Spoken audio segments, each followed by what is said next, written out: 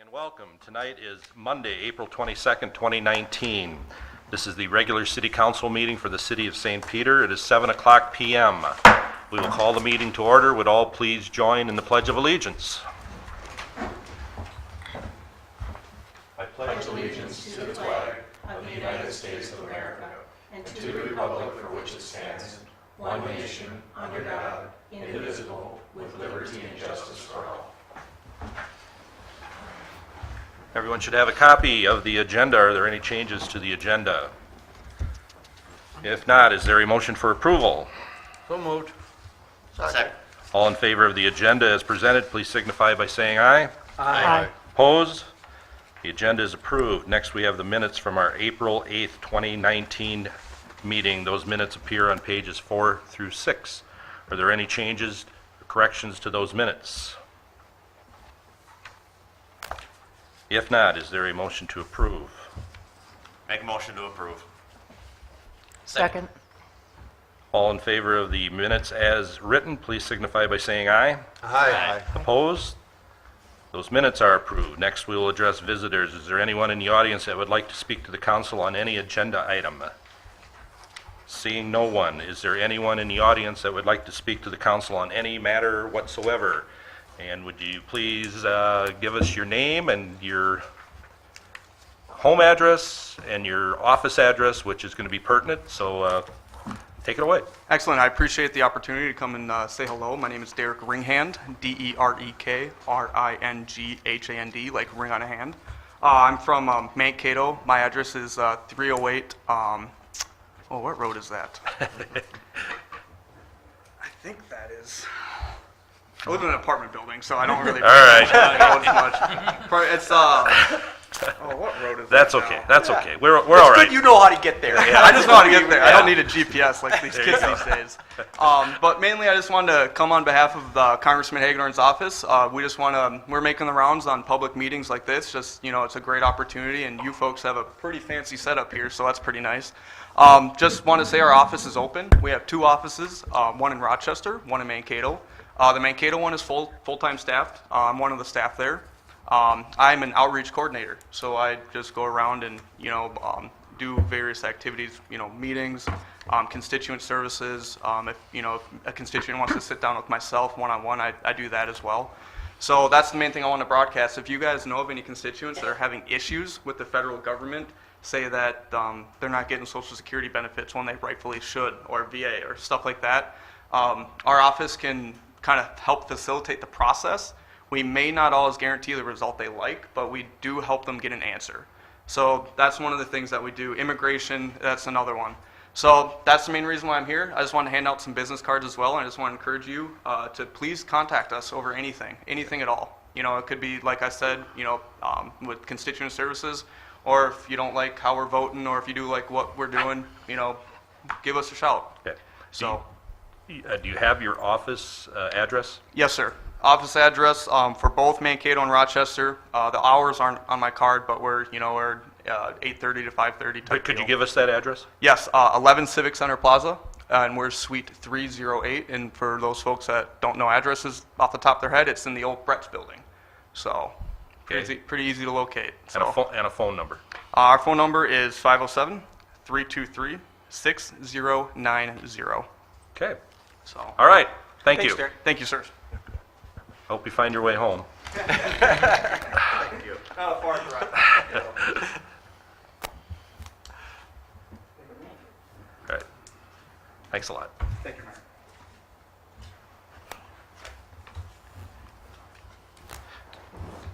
Thank you, sir.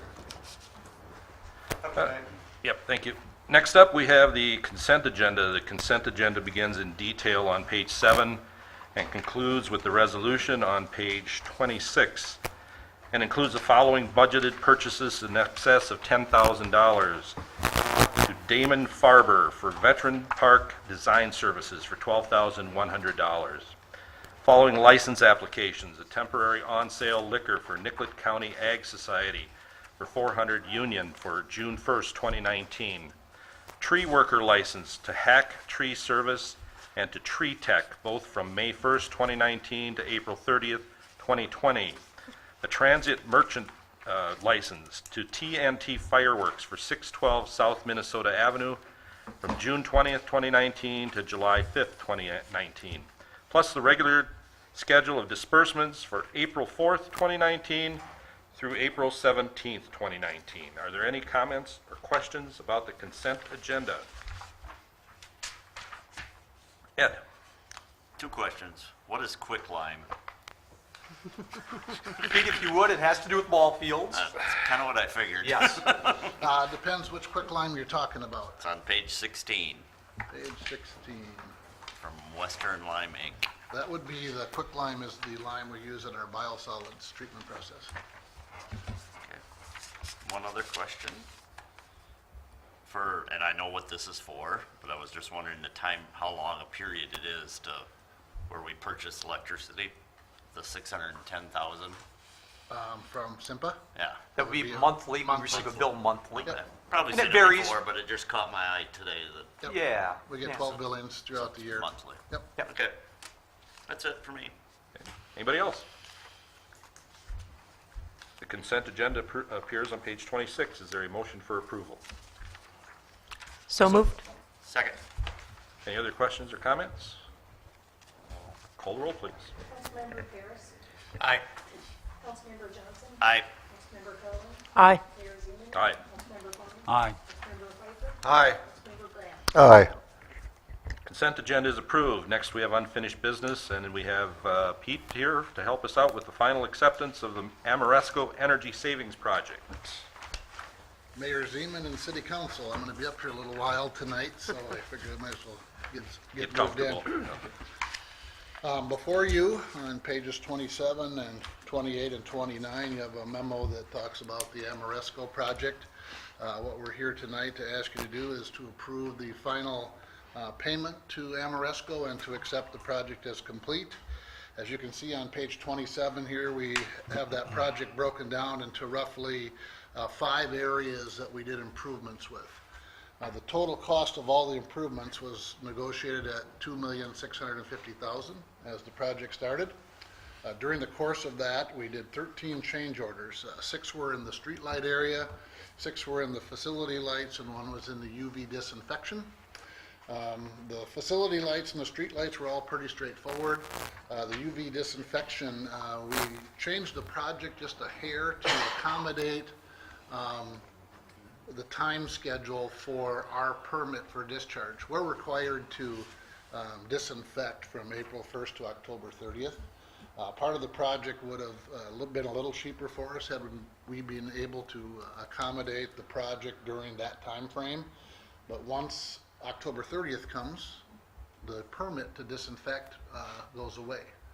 It would have cost us well over $25,000 to do bypass pumping and set up some of the infrastructure changes there, so we just negotiated a change order in time, which meant Amoresco staff left, came back, finished the project up with no violations, and it was a successful project. We've had a variety of different completion dates, and so we've also had a variety of rebates that have come to us in the course of this project. The rebates that we've received from Simpa so far is $183,122. Those have all been filed and coordinated with our payment plan, and so what we're asking you tonight to do is to approve the resolution on page 30, allowing us to finance the project, and our final cost is going to be around $2.521 million. And I'm available for questions. Questions for Pete? Do we have? Steve, I'm sorry, Ed. Two, just a comment. I've had people talk to me about it. They do appreciate the lights, and they really like the way that the streets have lit up.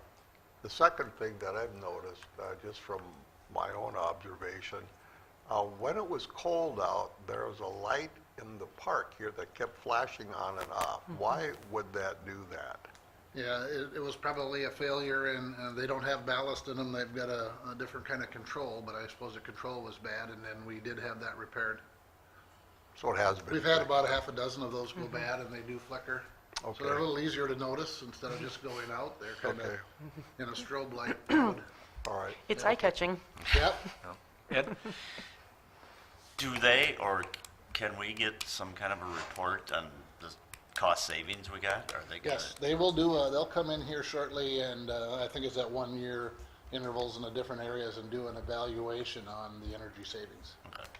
And then we will have that report. They have to guarantee those energy savings, because that's our plan, is to use that funding to Pay for it. pay for it. Roger. When is that 1 year? It'll, on page 27, you can kind of see the different timeframes of the different projects. So they'll start coming in and evaluating some here this summer and fall, where the areas have already been in for a year. So in June, the end of June, we should, Yep. I would imagine it'll probably be towards the end of the year. So if I may, Roger, our plan will be to have them really get through the vast majority of that evaluation, have a discussion about the formulas that they use. We'll calculate along with them to ensure that it's working the way that we want, because as Pete said, the original agreement is they have guaranteed a certain amount of savings. If that savings doesn't come through, then they have to write you a check. So we want to make sure that it's done well, and we'll keep you abreast as that reporting comes. But frankly, I wouldn't expect any reporting until we get into late summer, early fall, okay. because it's That's going to kinda- take them a that's- while to get it going. Right. And even if it's at a year and a half, that's not That's really a fine, problem for us. Right. It's really on their dime, and so it can last a little bit longer, and that would be just fine. Okay. The lights that were malfunctioning, was there a warranty for that? Yes, yep. Okay. Anyone else?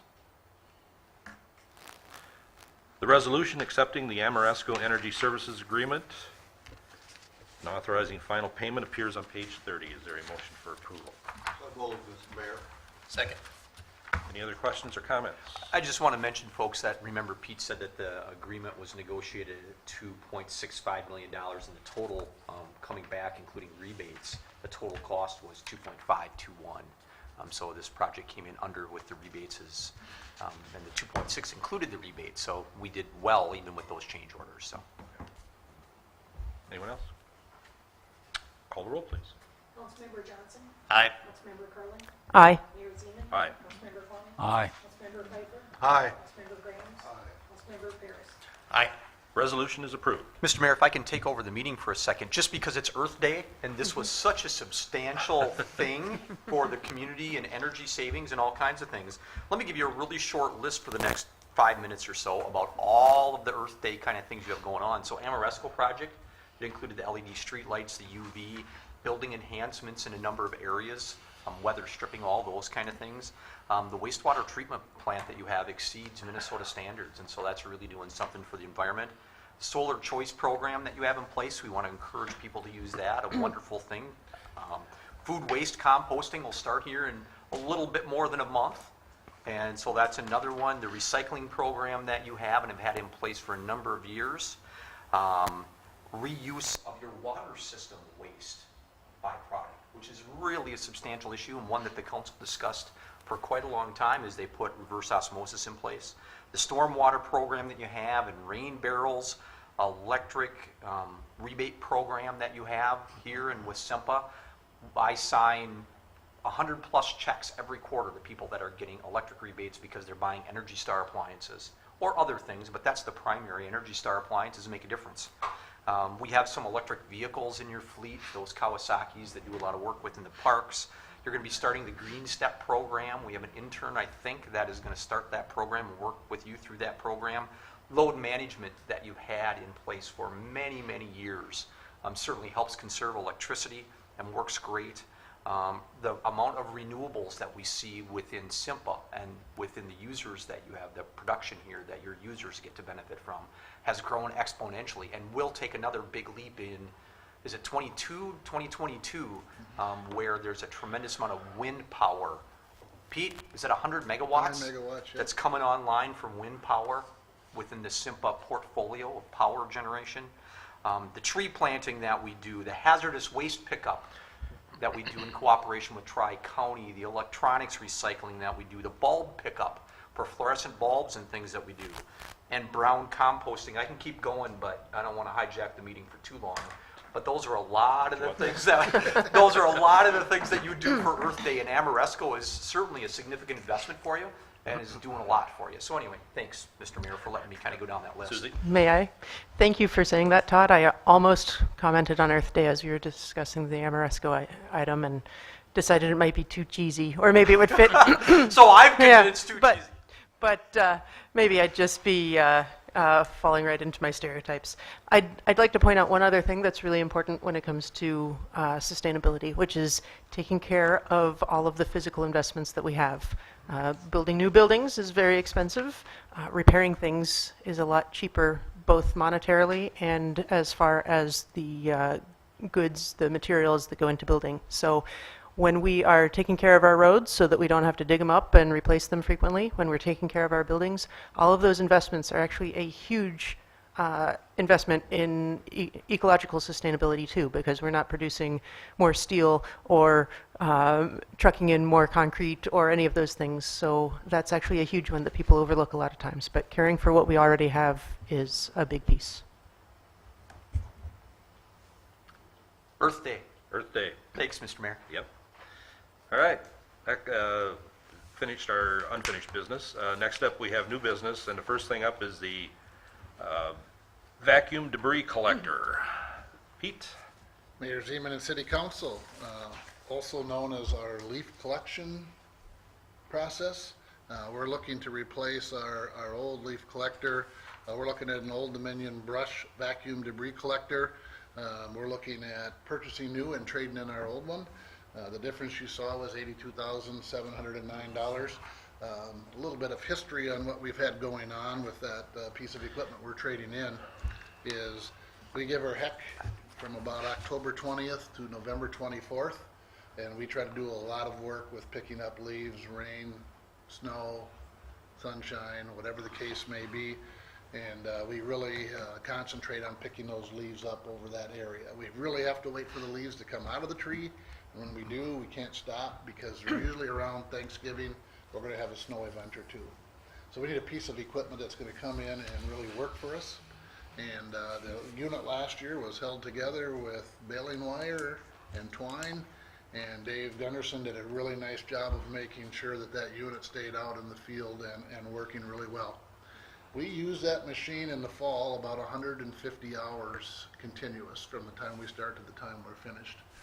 If everything goes well, we can do that in 5 weeks. If it doesn't, sometimes it takes a little longer. So we need something that'll be very dependable. You guys can see the pictures on page 32. We're looking at changing a little bit of the design. Part of the design over the last 25 years has changed from forward blowing towards the driver to backwards blowing towards a dump box. The box you see here is a 20-yard box. If the one you've seen on the trucks that we've had out in the past have been 10 to 12 yards. And so we want to increase that volume. Sometimes we can get them up to 14 if the screen doesn't plug. But a lot of times what we're doing there is we want to stay in the field and fix this up. Minimize our down times and run times and dump times. We used this state price bid, and so we really didn't get competitive bids. We're buying this off the state bid process. We feel comfortable with who we're buying it from, McQueen Equipment. We buy a lot of equipment from them, such as our Vactors, televising equipment, a variety of different odds and ends. There's a resolution on page 33, and I'm available for questions. Questions? Roger? I see you noted the maintenance that the previous one required. Are we expecting this maintenance to be around the same on this one, or should it be better? I would hope that it would improve. A little better engine.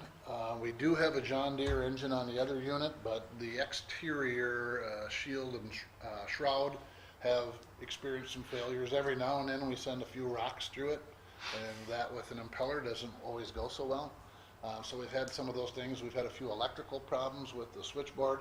If you guys also remember back in 2014, we did electrical modifications to this unit so that we could operate it with remote control from the cab. And so it was kind of a hybrid unit that was prone to identifying our weaknesses during the design process. So we really got a lot out of the machine that we hadn't planned on. We're happy with what we got out of it. I'm sure we didn't pay nearly what we're getting in return for it, but we did put a lot of money into it over the course of the years we had it.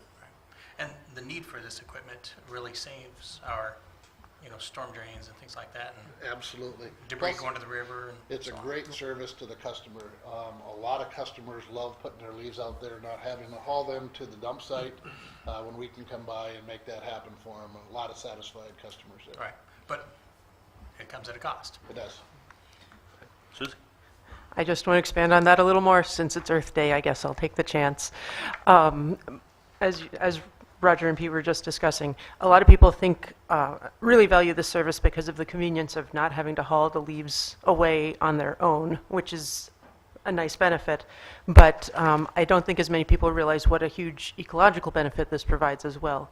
Those leaves, if they make the way from your yard into the street, can cause a lot of problems. And we saw some of that this spring in March when we had the heavy rainfall on snow and the sudden melt-off. I know private citizens and public works crews were dashing around the city trying to sweep leaves away from storm drains all over town. And that issue would have been magnified by many times if we didn't do all of the fall maintenance that we do to collect a lot of those leaves. The leaves that make it into the storm system, of course, can cause further problems through those pipelines. But then beyond that, those leaves end up getting into the Minnesota River. And even though they're a natural substance, those leaves in high quantities making it into the river actually form a form of pollution in the form of excess nitrogen and phosphorus that are a really critical element when we're talking about water quality in the state. So even though those leaves are a natural thing and you don't think of them as a hazard in your backyard, if you concentrate all of them from across the city, stick them in those storm sewers and send them to the river, they can actually do a lot of damage. So one of the biggest reasons to collect those leaves is actually to help keep the Minnesota River and the Mississippi River a little bit cleaner. Anyone else? The resolution authorizing purchase of the brush vacuum debris collector from McQueen Equipment appears on page 33. Is there a motion for approval? So moved. Second. Any other questions or comments? Call the roll, please. Councilmember Carlin. Aye. Mayor Zeman. Aye. Councilmember Corning. Aye. Councilmember Piper. Aye. Councilmember Grams. Aye. Councilmember Ferris. Aye. Councilmember Johnson. Aye. Resolution is approved. Next, we have the 2019 Street Maintenance Program. Pete? As we discussed last week, Council, we have before you a $540,000 street maintenance program. We have it itemized into roughly 19 core areas that we perform maintenance on during the course of the year. Now, as you can see here, some of the discussion is for purchasing of salt and other materials that we've already used. We kind of discussed that with you in advance, but we wanted to make you aware of how this kind of pans out in your overall maintenance package. We have a couple of big things that go on. We have full depth patching and we have full block replacement. Those are two of our largest replacement programs and maintenance items that we see. Your staff has gone out and surveyed the town and looked at areas that are in need of replacement of either patching or full block replacement. Now, what's driving those projects is whether there's storm sewer improvements needed in those areas, sidewalk improvement programs that are talked with the city council on a variety of different areas, and overall what's available to us to work with. $540,000 is a very moderate number, one that our staff has worked with very well. We do rent equipment, as some of our processes require that we do different things. We do some contract work. We have cement people that come in and do curb and gutter and sidewalk in conjunction with these projects. And we also do some mud jacking and other maintenance issues that are less visible, but nonetheless, we still process those. We do screening of equipment, of solids, base material, and of dirt. And we do have a sign maintenance program along with some of those projects. The two bigger projects that we talked about were full block replacement. We have milling and asphalt cost of just about $100,000 of your $540,000. And then under the milling and the full depth patch, we have roughly $82,000 that we'll be looking at to supplement that. Now, these processes take place. We hope to start the 3rd Street project within the next few weeks here and work on that in May and the first part in June. And then we'll go into our full depth patching in July and in August, and then do seal coating in mid-August, all the way through the end of August. Have that completed, then by the time Labor Day comes, our maintenance package should be fairly close to being spent. As you will see later in some of the memos that we have on some of the funding, some of your funding that you approve for this maintenance package will be curb and gutter, sidewalk improvements on some of the other projects that we've got tied into the Third Street project that we've bid out with, that you'll take action on later here. I have a resolution for you on page 39 and 40. There's also a map on page 38 that identifies the seal coating areas that we hope to get to this year. We are going to be north of Dodd in the newer area of town there. Todd has it on the print up there, and then in the industrial park. Then we'll also be working south of Jefferson and west of Washington in the Pine Point, Nicollet Meadows area out there. Mayor members, it's important to note that this is a plan, and so that what you're approving tonight gives us a general working plan, and from time to time there are changes based on field conditions and other things, and we provide update to you. But really what you're doing for us is setting that not to exceed budget unless we come back to you, but there could be changes within the categories based on what we find out there and as we bid or have proposals on projects. So, and that's how we've done it for the last 20 plus years, and it's worked very well for you. So that's our plan. Okay. Questions of Pete? Steve? Pete, how do you decide where you're going to concentrate your efforts on our roads here in the city? Well, Mike McCarthy, our streets foreman, and Tim Mayo, our superintendent, they go out and they look at where we've worked in the past and how those roads are holding up at this time. We also look to see what's breaking down, maybe at an accelerated pace, or where we're just plain not having success with the base material that's in there. Then they prioritize that. We have about 12 blocks that are prioritized for replacement right now. And so what you'll see on, maybe not some of this map here, because this is a newer area, but when we're in the older part of town, you may see a block or two that we're not doing some work to, because that's on our list to be removed. And so we can highlight that maybe a little better when we're doing some of our discussion, but on a map like this, you probably wouldn't notice it unless somebody said, oh, why is that block missing? That's because we're going to take that out 6 years from now or 4 years from now. And so we set a priority for that. We also look at utility improvements. And so when we see a water main, a sewer main, or storm sewer that's not working properly, or where we have repeated failures, what we look at is getting that on the full block replacement, because we're going to tear most of that street out anyway to make some of those improvements. So it just makes sense not to do it twice. Cap, we'd hate to put in a new street and then a year later dig it up because a water main broke and then have to do it all over. That's not good planning if we can avoid it. Some things like that happen on occasion, but if we can avoid it, we should be planning to avoid it. Okay, thank you. Any other questions, comments? The 2019 Street Maintenance Program resolution appears on pages 39 and 40. Is there a motion for approval? Move the resolution, Mr. Mayor. Second. Any other questions or comments? Call the roll, please. Mayor Seaman. Aye. Councilmember Conley. Aye. Councilmember Pfeiffer. Aye. Councilmember Grahams. Aye. Councilmember Paris. Aye. Councilmember Johnson. Aye. Councilmember Carlin. Aye. Resolution is approved. Next up, we have the 2019 Asphalt Materials Bid Award, and Mr. Moulton. Mayor Zeman and City Council, as you can see in our line items, we also have a significant amount of asphalt that we purchase. There are two main suppliers that we can purchase asphalt from, OMG Midwest, formerly SMC, and WW Blacktopping. Prices are relatively close for materials. In the past, WW has been a little bit lower in unit prices than they are right now, and the way unit prices are bid is it's you come to my shop and pick up the materials. Over the course of years, as you can tell from our program, we also have to kind of consider what it costs to haul the materials back to the job site. With SMC being closer, we did a calculation in previous years that identified that anywhere between 60 cents and $2 a ton can be experienced by hauling from WW Blacktop. Materials are similar, not a problem there.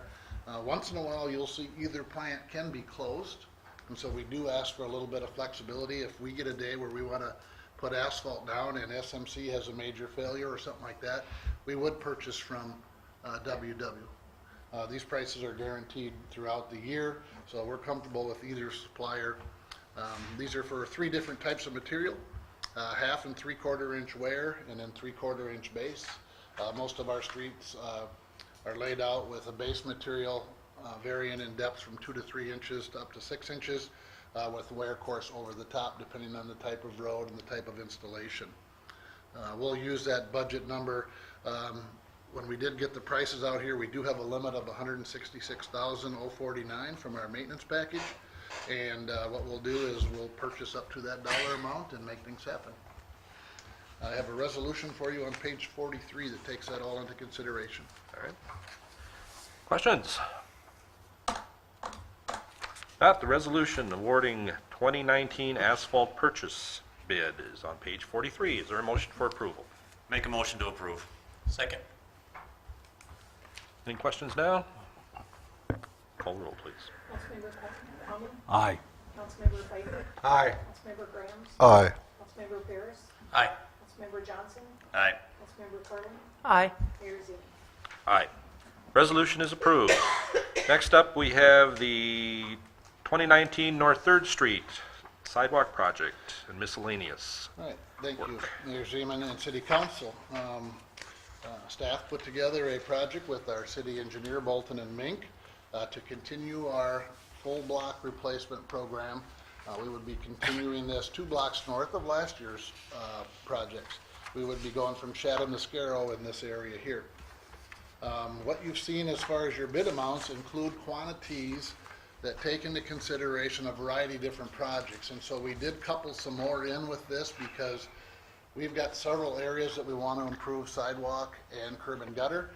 We've also had a development on the north end of town that asked us to help them finish up their project in a timely manner, and so we've been working with our contractor on that process. Here's how your projects break down. On North 3rd Street from Chatham to Scarrow, we plan to spend about $136,000 related to a variety of different projects. 62 of that will be completed through assessments. Signed waivers are in place. 33,400 will come out of your street maintenance budget, and an intersection that we're replacing there that's been probably the cause of most of that failure through there is about 40,000. The next project is the Old Minnesota Avenue on the east side, north of from St. Julian Street, going north towards the Best Western Hotel. And we've got about $19,000 worth of sidewalk, curb and gutter in that area, driveway approaches that we need to come in and fix. And so we'll be working on that. And then at Vets Memorial, we also have a ramp that we're going to add, a handicap ramp, just really in the area of the waste and recycling. We're going to create some parking spaces along there so people can come in and park, and then they'll have a ramp for people that need different access there that kind of gets you a little closer to entering on what I would call the west side of the memorial compared to going all the way down to the corner and then coming back. And so hopefully that we can flatten that area out a little bit and make it a little nicer for people to get to. That'll come out of the parks budget, and the amount is about $28-24. On North 5th Street, we've got 2 different projects, one project from Broadway to Chestnut. Right now we're working with homeowners along there. They'll have about $11,000 of the cost, and a lot of that is driveway aprons. We'll have street funds in there, intersection improvements, as we've talked in the past, to improve ADA accessibility. And then we'll have dedicated sidewalk funds of about $25,000 in there, which you guys had taken action on earlier to implement sidewalk improvements. Our final project is on Scarrow Street. We are looking at about a $35,800 improvement in there. Assessments, again, driveway aprons and access to different properties, about $8,000. Streets will be doing some intersection work there to improve ADA access, and then we've got about $25,000 in dedicated sidewalk funds. Nielsen Concrete was the supplied the low bid for the project, and as you can see, very competitive from that process. So we're happy with the amount that they've come in there. The total, how this will pan out is, out of all the projects that we have planned, is we are planning to assess about $81,000. The stormwater is about $40,000. Dedicated sidewalk funds will be about $50,000. $68,000 will come out of the streets budget in a variety of different areas there, and $28-24 will come out of the parks budget. I'm available for questions if you have them. Questions? Roger? The sidewalk Yes. on Old Minnesota to the north property line. Whereabouts is the north property line of Best Western? It's right where the trees and the, I guess it would be right by their driveway. So it's not all the way to Rich Street? I think No. that's- What we're planning to do there is from St. Julian to the end of the Best Western property, we're going to work with their partnership to develop a uniform sidewalk all the way through that curb and gutter so that it drains properly. From the end of the Best Western property going to the north all the way to Rich Street, city staff is going to fill that, and then out of our asphalt budget, we will put a trail in there until such time that it sells, and then we'll develop a sidewalk that would stay. We don't know exactly what access they would need through there, so the idea is to improve the foot traffic and availability of people to walk from the trailer park or farther north all the way down to the St. Julian intersection and tie in with other sidewalk. Right, because Ms. Cartland and I have asked numerous times, about a sidewalk in that area or trail, anything that makes it easier for kids and, others to walk. We'll see what we can do. So we think we're doing that. We'll make it much easier. Right. Yep. Well, that's why. Much safer. When I saw north property line, to me, Yep. that was still a gap. If you drive in there today, you'll see that Pete's crew is starting to prep that area, and you'll see some trees have been removed in the area where the trail is going to go. Cool. And so, I'm eager to Things see are what that going. looks like, so Yep. I might swing by. Awesome, thank you. There questions? Pete, I have one. You had mentioned the total to be assessed to property owners was $81,000 approximately. Yep, Do you know how many property owners that would encompass? I do not off the top of my head. Okay. I'm just kind of It wondering would about the be- impact per household. I could pull that information together. We have it on a spreadsheet. I Yeah, just- if you can just send that to me at some point, Okay. not a big deal. I just was kind of curious. just to be clear, these then are assessments that people sign a waiver for. Right. So No, I they know have that. the estimate and know pretty fairly what the number is going to be Right. before they go forward. Right. But I just was kind of curious how many properties that included. Yeah, I know they've signed waivers, so, We'll get you that information. yep, not a problem. Anyone else? If not, the resolution awarding the 2019, let me get to the right page here.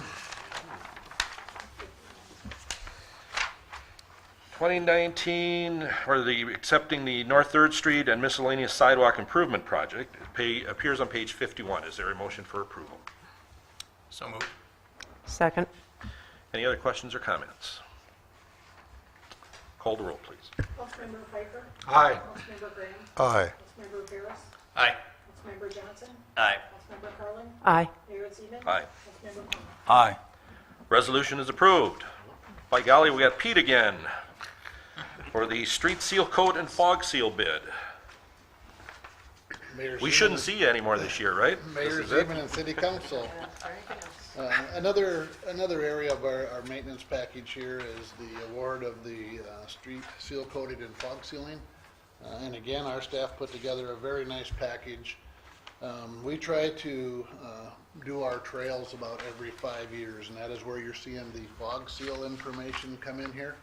And so what we do is we do crack grinding and sealing, and then the following year, we come in and do some seal coating over the top of that. We really add an oil, emulsified oil, we add some rock to that, we seal that street up the best we can, trying to keep the moisture out. The package hasn't changed really, we're still using the same type of oil, maybe a little different application. What our crews are doing then is we are helping a provider come in with traffic control. We load their trucks. They haul the material, they get on their distributor and they let her fly, and they do 100 blocks in a very short time. From our point of view, it's worked really well.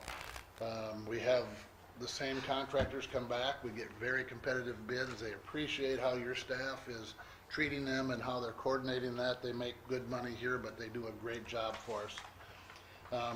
On page 54, you'll see a map area, again, where we're going to be doing some seal coating and some trail areas. We're going to do the entire trail system this year, so we'll be asking and doing some advertising in our social media to try to keep people off. There's going to be a day where we have to take those out of service. Our parts crew will be doing some prep work on there. We'll be trimming the edges and straightening up some of the stuff as the areas get identified and taken care of. I have a resolution on page 55 that identifies that Pearson Brothers would be the low bid for the project. We had originally bid about 51,500 gallons of oil.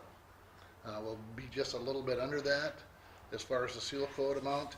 And then under our fog seal, we had bid about 6,400. We'll be really close to that same amount in there.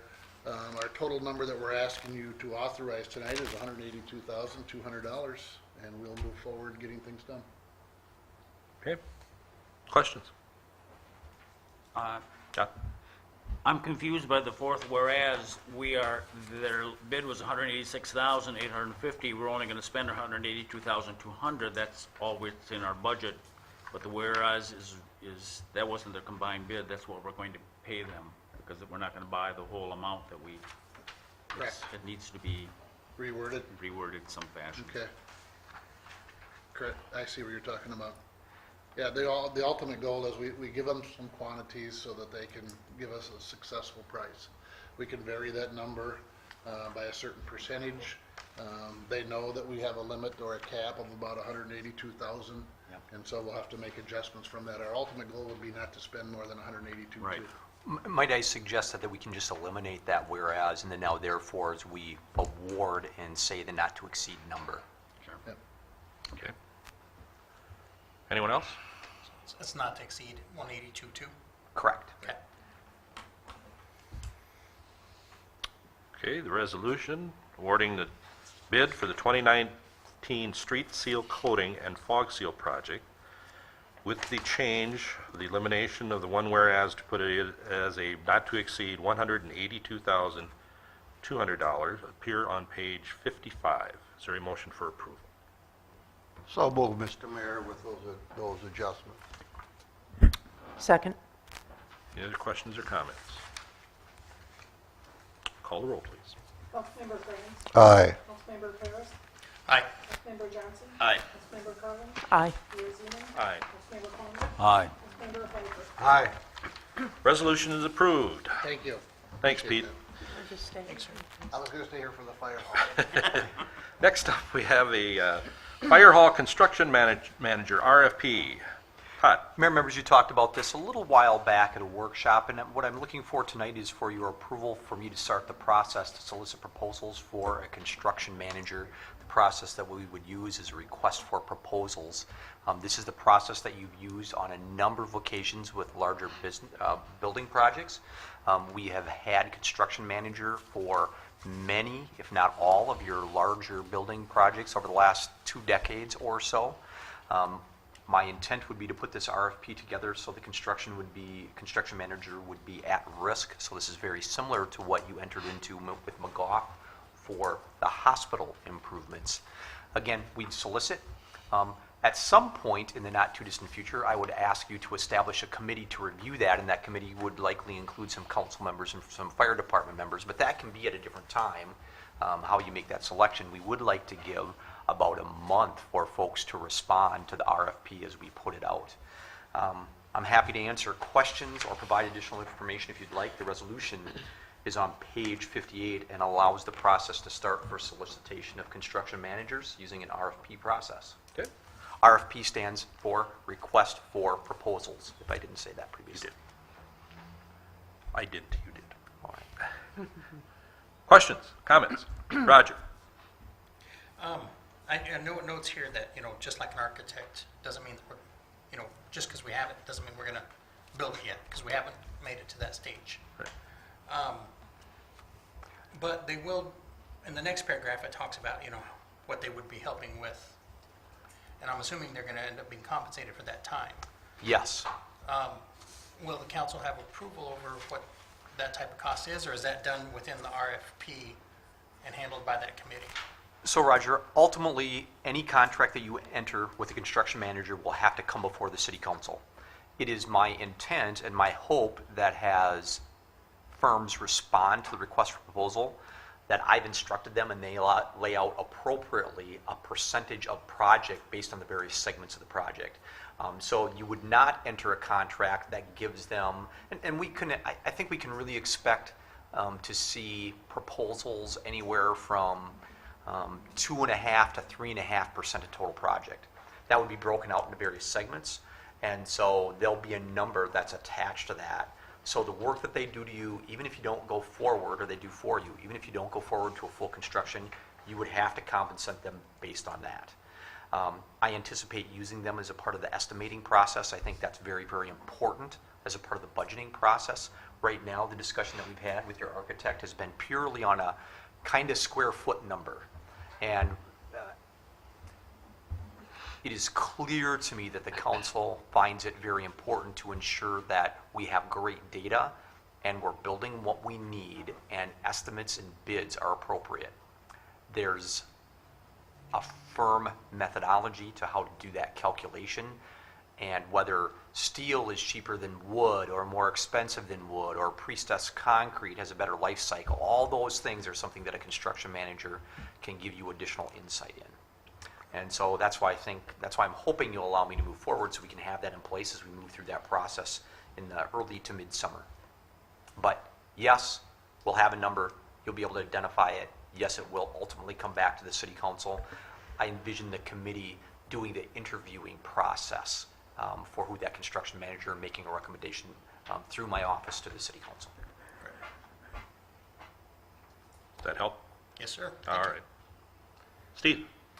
Before a construction manager really gets going, wouldn't there need to be architectural plans decided? Yes.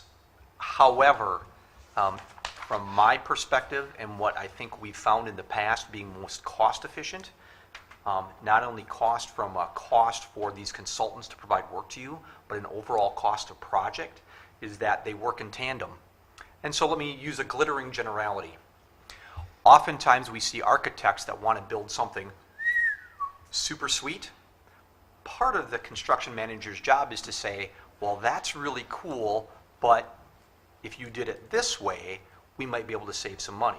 If you did it that way, there's another alternative or another option. If you did it this way, there might be options in materials that we could find being more cost efficient. So while there certainly needs to be some architectural work that is done, layout, format, general scope of building, the construction manager can really help narrow those costs down and help advise the architect and how things get put together in a more cost-efficient way. And that's what we hope for as a part of this process. All right, thanks. Anyone else? The resolution authorizing issuance of requests for proposal for fire hall project construction manager appears on page 58. Is there a motion for approval? Move the resolution, Mr. Mayor. Second. Any other questions or comments? Call the roll, please, Bart. Councilmember Paris, Aye. Councilmember Johnson, Aye. Councilmember Carlin, Aye. Mayor Zeman. Aye. Councilmember Corman, Aye. Councilmember Pfeiffer, Aye. Councilmember Graham. Aye. Resolution is approved. That concludes our new business. Next up, we have reports. First thing I have tonight is the proclamation for Police Officer Memorial Day and Police Officer Memorial Week.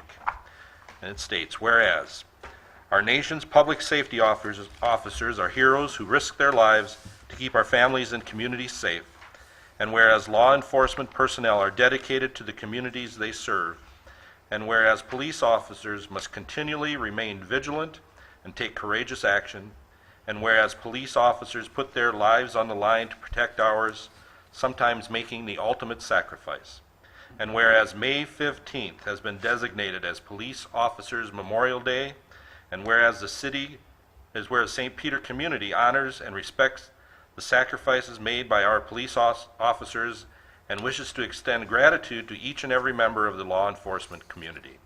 Now, therefore, I, Charles Zeman, Mayor of the City of St. Peter, Minnesota, do hereby proclaim May 15th, 2019 as Police Officer Memorial Day, and May 12th through May 18th, 2019 as Police Officer Memorial Week in the City of St. Peter, and hereby extend the gratitude of the St. Peter community to all St. Peter police officers for their service to our community and their commitment to protecting those they serve. in witness thereof. The only other thing I have, I've had some contact from some citizens since our last meeting concerning the way that for the pavilion, the list of parcels that were listed,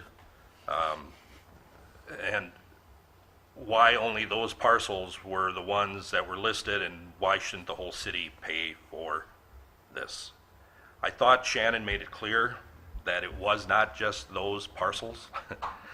That was a state statute requirement that we have a list of parcels, and logically it made sense to select those that were around the Minnesota Square Park.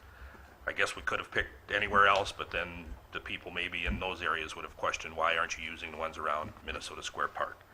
All it is a necessary function, has nothing to do on who's going to be paying for this, because it's a bonded situation that the whole city will take part of. And like I say, those parcels are not the only ones to be paying for this. Is that clear enough? Well, and if people have questions, give us a call. We're happy to visit more about it, for sure. But yeah, listen to the whole meeting, and maybe, instead of just maybe one line, it would probably be helpful. That's all I have. Mayor and members, I have a few that I want to mention, just as a reminder to all the members, and I know you received information tonight about the Board of Appeals, which is tomorrow night in this room at 6 o'clock. So we certainly need to have as many of you there as possible. We certainly need to have a quorum to be able to take action with the Board of Appeal and Equalization meeting. The next one that I'd like to mention is, as you know, every year you have department heads provide a presentation about what's going on in their department. And in addition, that we're looking at this year based on some council member suggestions, is that as that report comes out, maybe there's some information we can share at a council meeting, or additionally in the hot sheet, some of the data that's provided. And so the first one you had was a couple weeks back out at Public Works. And there was a lot of data that Pete and his team put together. Pete, I don't know if you want to come up if you have questions for Pete, but I just want to mention these. Did you know that there was over 600 million gallons of wastewater treated last year at the wastewater treatment plant? Did you know that the Public Works Department does over 1,250 times 2 or times 4, depending on how you want to count them, locates? So that's when people call Gopher State 1 call, and we figure out where your water line is, your electrical line is. That's the kind of stuff that gets done. 420 million gallons of treated water. So water that comes out of wells, and it gets treated, and it's put in water towers, and it comes to your faucet or your shower or wherever. About 4,400 man hours for snow removal this past winter.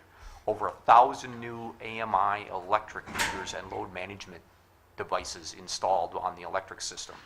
And just a ton of activity: mowing, weeding, grooming, aerating, top dressing, overseeding, fertilizing, landscaping, planting, new benches and picnic tables and all kinds of stuff out at Community Spirit Park. So there was more data provided than that, but it was a suggestion that we share some of that and maybe write a little bit more in the hot sheet about some of those activities that go on. Lots of times people don't see what's going on, and so maybe we can highlight a little bit and have people have additional information about what it really takes to make this stuff go. So that was my goal. I don't know if you have any questions about these for Pete that you didn't ask or that you want to ask again from the workshop, but again, with each department head, we'll do the same kind of thing as it happens in turn. Pete, did you want to throw out anything else in? How many loads of snow? That's a good question. Too many. That's the standard answer. Too All many. I know is we had the street guys were getting a little sick of snow towards the end of the year there, but, I think everybody is. yeah. All right, thanks for the opportunity to highlight some of those. I don't know, John, you kind of gave me the No, look. I was waiting for the next topic. That's the only ones that I have.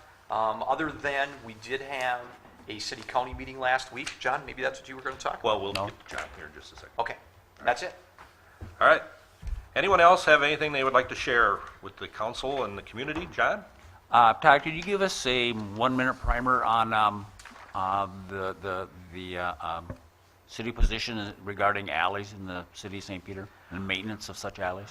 Oh, that is a important one for sure. St. Peter is one of very few communities in the state of Minnesota that does not have alleys dedicated for public use. And this was determined in the late 1800s, I'm sorry I don't remember the exact date, through a court case that was here in Nicola County. And so alleys that are put in place here in St. Peter sometimes are dedicated for utility use, so we can put a utility line there, and then they're for use and share by the abutting property owners. So they're not dedicated for public use. And based on that, it has been the city's practice to not maintain alleys within the city of St. Peter. If there is a want to modify that, there are probably a few options that we could undertake, but any option that we would look at would likely need to substantially increase your streets maintenance budget.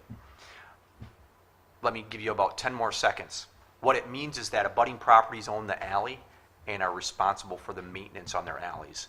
We do on occasion help with skirting and other things as roadways are being improved, but it does fall back to the abutting property owners because the city doesn't have any maintenance rights and it's not dedicated to public use. Okay. Roger? Question on that, because I had that question too. We don't have any maintenance rights. Is that because of that court case? Yes, sir. And so the question may be, and here's a way to look at it, is that the city or the taxpayers as a whole within St. Peter do not own the alleys.